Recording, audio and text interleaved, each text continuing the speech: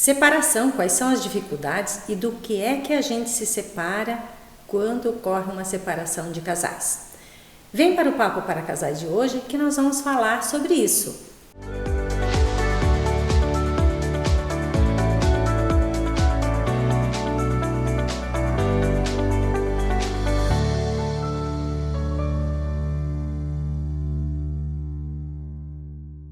Olá, sejam todos bem-vindos, todas bem-vindas para mais um Papo para Casais aqui no meu canal. A partir de agora, vocês estão vendo, estamos trabalhando em cenários diferentes, com quadros diferentes, estamos fazendo papo para casais, papo com casais e papo com pessoas que têm também experiências de vida para trazer para a gente aqui uma conversa que tenha, além da coisa da teoria, da coisa da psicologia em si, no trabalho com casais, também a vida das pessoas dentro do enquadramento de realidade, aquilo que as pessoas vivem. Como vocês já assistiram na semana que passou, nós tivemos um papo com a Débora Demenech, que veio trazer um pouco da sua história, um pouco da sua superação.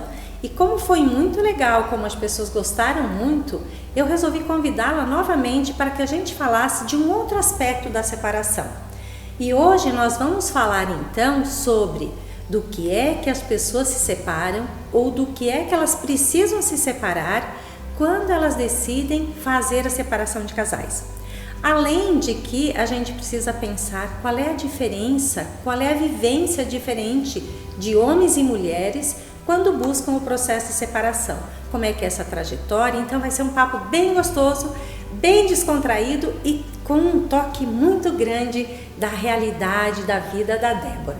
Débora, que bom que tu está comigo fazendo esse trabalho, já estamos aqui há um tempo falando disso. E a tua experiência tem sido muito rica para trazer a possibilidade dos casais também olhar para isso.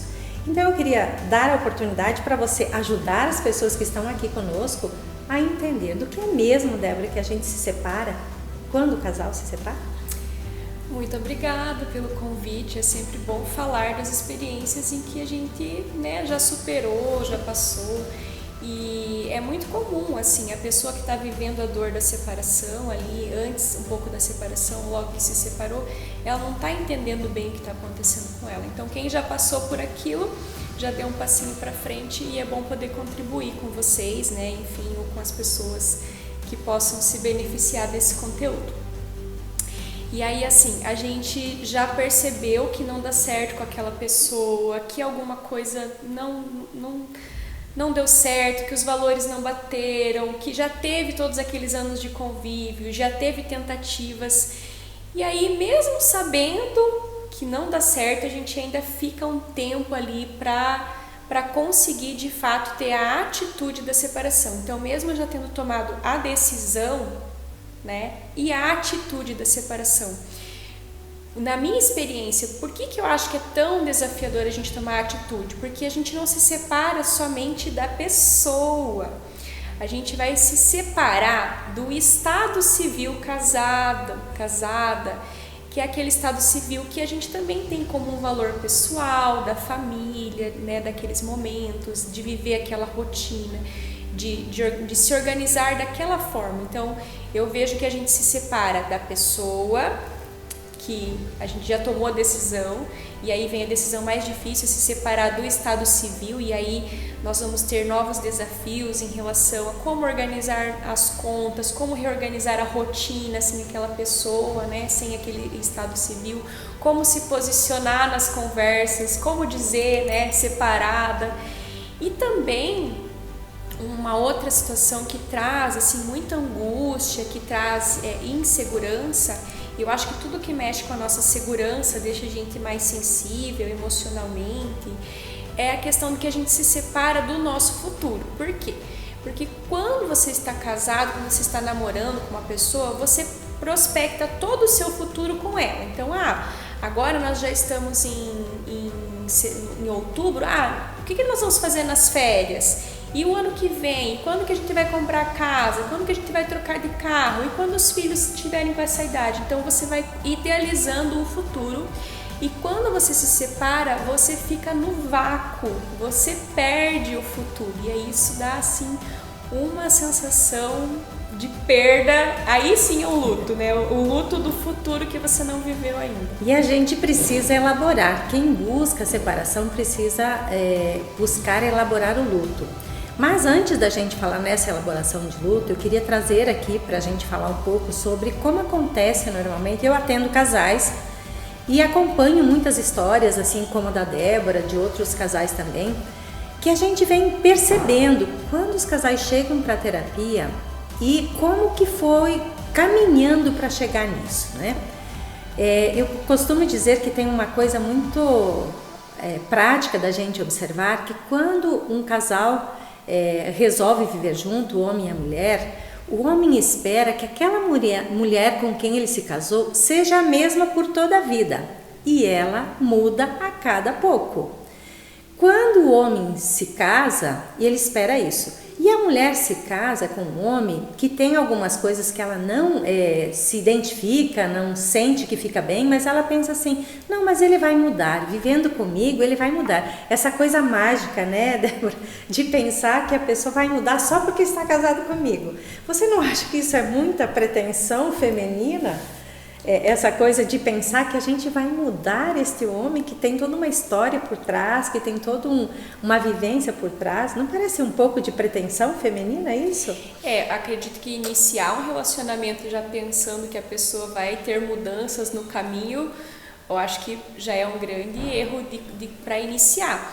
Mas eu, assim, vejo as mulheres, né, eu tenho amigas também, a mulher em si, ela está sempre na busca de melhorar, de mudanças. Então a gente está conversando num grupo, a amiga traz uma situação, a outra já dá uma dica, você já fez isso, você já fez aquilo. Então a gente tem uma busca constante de evolução e realmente a gente vai tentando estruturar, organizar o casamento para que os dois caminhem juntos. E é interessante porque parece que parece que o casal já se conhece, mas eu acho que ano a ano o casal tem que ir se permitindo se conhecer de novo.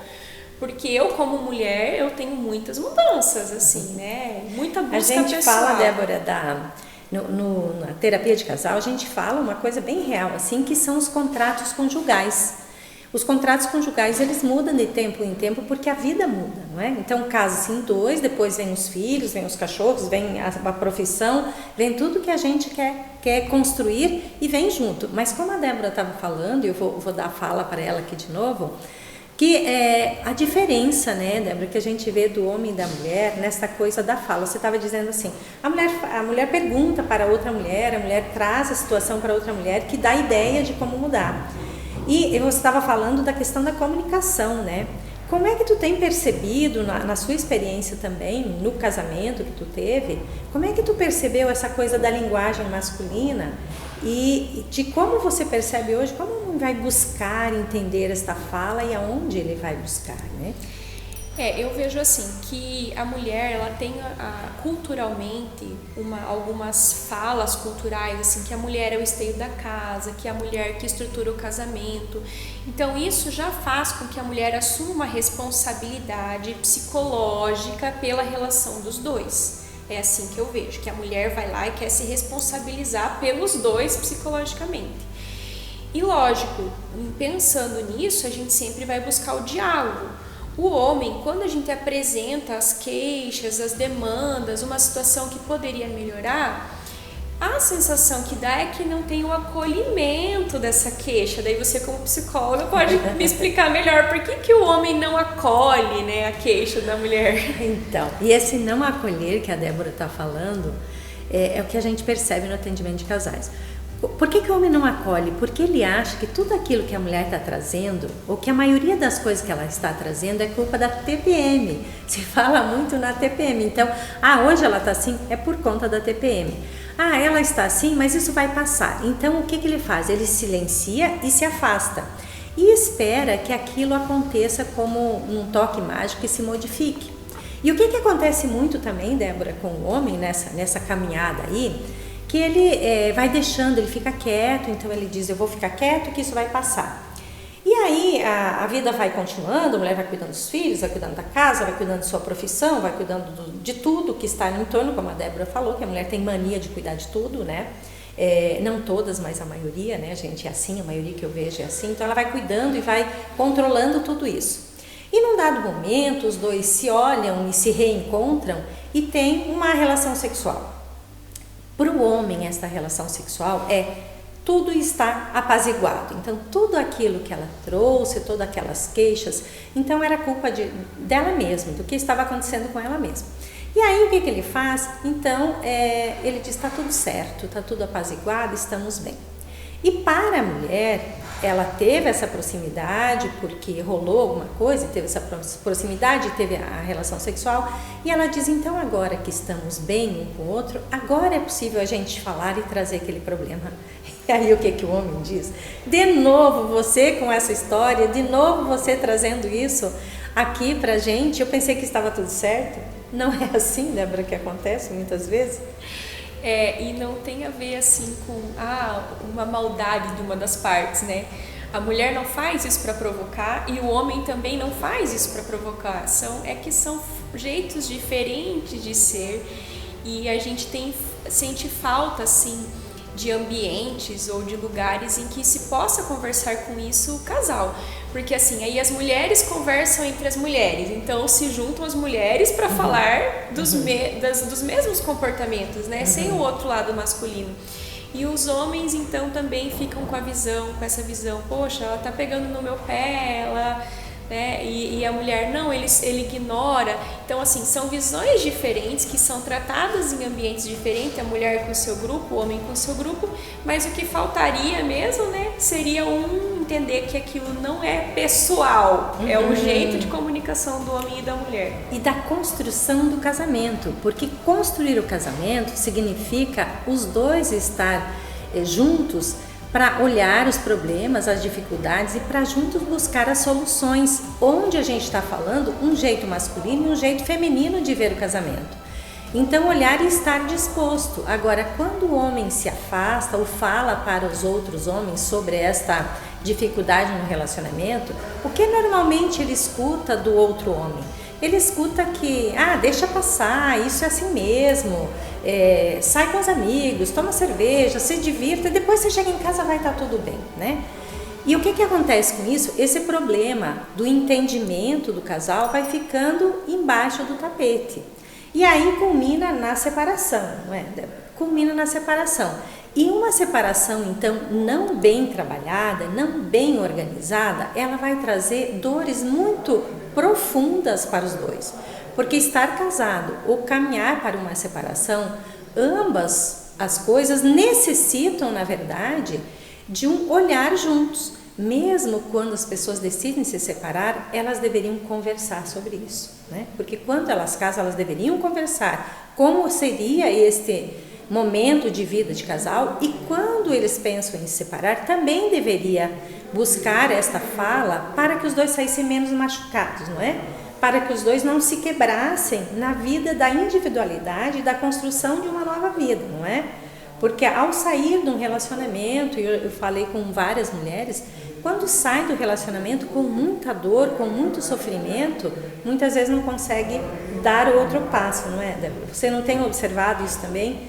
Que mulheres que saem e que homens que saem de um casamento muito dolorido, muito sem entender isso que a gente está trazendo para vocês aqui, eles vão para uma vida que não conseguem dar a continuidade do relacionamento, tirando esta coisa que é a dor que um causou no outro, né? Porque muitas vezes na separação as pessoas voltam por um egoísmo pessoal e diz assim, o que tu fez de mal para mim, né? E aí não conseguem dar continuidade. E aí essa etapa de conversação antes da separação, quando percebe que alguma coisa não vai bem, é importante, até para evitar uma dor maior de separação por traição. Então, assim, é muito claro que as separações, né, das pessoas que eu tenho convivido, quando é uma dor de separação por traição, ela é muito mais pesada, muito mais difícil de elaborar. E também a gente se entendendo assim, que a gente está com dor da separação por qual desses 3 motivos, né, que eu coloquei. Se eu tô com dor da separação porque eu me separei da pessoa, se eu tô com dor daquela pessoa porque de repente eu julguei que ela não me ajudou a manter o estado civil que eu gostava, né? Ou se de repente eu tô com raiva daquela pessoa porque eu perdi o meu futuro. Não necessariamente eu queria estar com aquela pessoa eternamente, mas eu tô ainda talvez elaborando um luto por essas 2 outras separações, a separação do estado civil casada e a separação do futuro que eu tinha planejado e que agora eu vou ter que reelaborar, reconstruir, refazer tudo novamente. Pois é, percebem que não é fácil a separação, mas é possível, né? É possível quando as pessoas olham uma para outra e olham para a história e não conseguem mais andar para frente naquela história, mesmo tendo procurado muitas coisas, porque os casais muitas vezes procuram outras soluções antes de chegar a esta separação, né?